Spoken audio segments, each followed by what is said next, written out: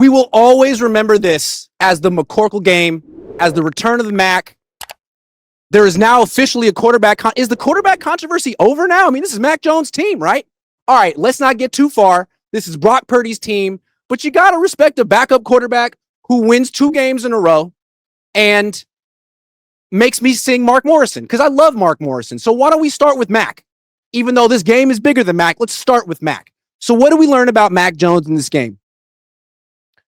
1, he injured his knee. So this was kind of like Brock Purdy's performance week 1. Brock Purdy injured his foot, played through it, had a game-winning drive at the end.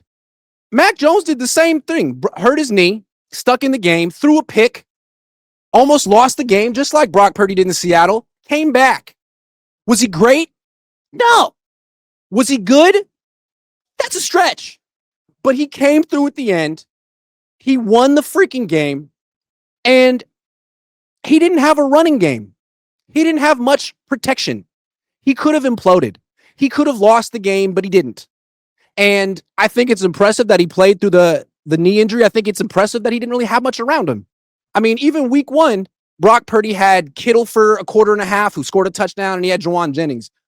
Mac had freaking Kendrick Bourne and Ricky Pearsall and Christian McCaffrey. Didn't have a whole lot to work with. Kyle wasn't exactly in his bag, and yet Mac found a way. Here's what I liked about Mac Jones' performance. I feel like Kyle Shanahan didn't have his best game. He just called a bajillion plays for Christian McCaffrey and a few for Ricky Pearsall. But in the fourth quarter, in that 2-minute drill, I feel like Kyle couldn't be so controlling. Sorry, Kyle. He kind of had to let Mac Jones do more, make more decisions. They're not huddling. They're going, hurry up. And that's when Mac Jones played his best. All of a sudden, every single play wasn't to Christian McCaffrey or Ricky Pearsall. He threw the ball to Kendrick Bourne multiple times. He threw the ball to Jake Tonjes multiple times. So I wonder if Brock and Mac, to a degree, are held back a little bit by Kyle Shanahan's obsession with giving Christian McCaffrey 900 touches this season. I think they want to break a record here. But one thing I want to give Kyle Shanahan credit for after the game, have you guys noticed this with Kyle Shanahan? In the past, if you ask Kyle about any play, interception, for example, a bad play by Jimmy Garoppolo or Trey Lance or Brock Purdy, he'll say, he got to make a better throw there or a better decision there. He won't sugarcoat it. But last week when Mac Jones fumbled, and today when Mac Jones threw a pick, in both cases, Kyle Shanahan's response was, it was a bad play call. It was a bad play call. I put that on me. I've never heard Kyle say that in his life, ever. Not for Jimmy, not for Brock. But he's done it 2 weeks in a row for Mac. I'm telling you, Kyle Shanahan loves Mac Jones. Loves him. And so do I. He's super easy to love. He's self-deprecating. He doesn't skirt blame the way that Jimmy Garoppolo used to. You'd ask him about an interception, he'd be like, what are you talking about? It's all 11 of us. With Mac Jones, after the game, when you asked him about his interception, someone said, the guy made a nice play. He was like, no, he didn't. I threw it right to him. And he laughed like that was the easiest interception of all time. It was a terrible throw. He was like, you know what, though? At least I committed to the throw and ripped it. He wasn't even mad. He's like, you know what? I threw it hard. I committed to it. I thought that Ricky Pearsall would be open, and he wasn't. I threw it right to the DB. It happens. It reminded me of when I was a kid, and I met Steve Young. Humble brag. Yeah, I'm a Nepo baby. So my dad took me to meet Steve Young when I was 7. This was 1995, right before the 1995 season. Steve Young had just won a Super Bowl. So I asked him about throwing a spiral because I wanted to be a quarterback one day, and I was having trouble gripping the ball because I don't have the biggest hands, and I was 7. So I said, how do you throw a spiral, Steve? And he said, I don't have the biggest hands either. Joe Montana, huge hands, throws an immaculate spiral. Sometimes, this is what Steve said, sometimes I'll throw an interception, but the pass spun so well, it had such a tight spiral, I won't even be mad.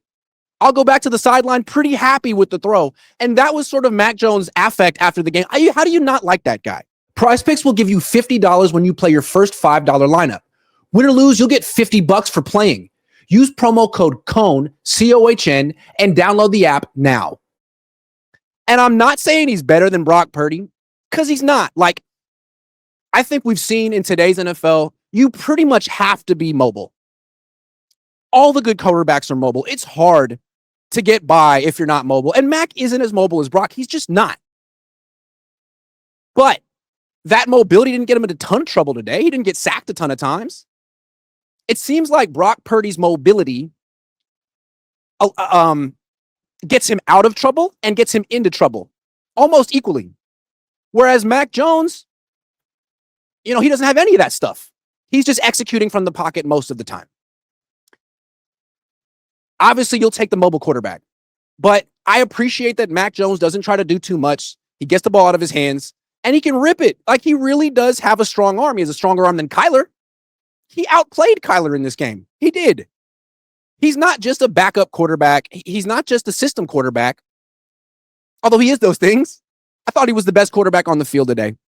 And if Brock Purdy isn't 100% healthy next week, if there's a 1% chance that he could play and make his turf toe worse and miss a month, throw Mac Jones out there again.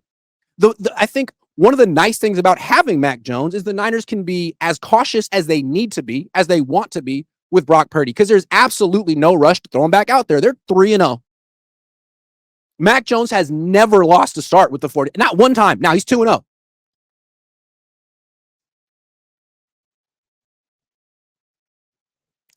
It was impressive that he led that drive at the end, though. Can we talk about that? So in the Kyle Shanahan era, this is a stat from Josh Dubow, AP. Drives that started with less than 2 minutes left in the game and the Niners were losing. The only quarterback who's led game-winning drives, Jimmy Garoppolo. Brock Purdy's 0-6 in that situation. Had 6 opportunities to leave game-winning drives down with less than 2 minutes left in the game, and he's never done it. Still a good quarterback. But you got to give Mac Jones credit. What would I give him for this game? I'd probably give him a C+. He wasn't great, but that's what I gave Brock for week 1. If Brock had played this game, would he have thrown 2 touchdown passes? Maybe. Who are you throwing to? And you have no running game. I don't think Brock would have done that much better. I think the Niners have 2 good quarterbacks, one a little bit better than the other. But maybe I'm just a hater. Or maybe I just love Mark Morrison and Mac Jones. David Trinidad says, Mac versus Kyler, whose spirals were prettier? Mac's. Mac's balls were way prettier than Kyler's balls, and there was no comparison. If you look at Mac's balls and Kyler's balls side by side, you got to go with Mac's balls. They were just smoother. They're smooth as eggs. I'm sorry. I couldn't help myself. I was just pretty excited about Mac's. That's the wrong word. Pause was the right word.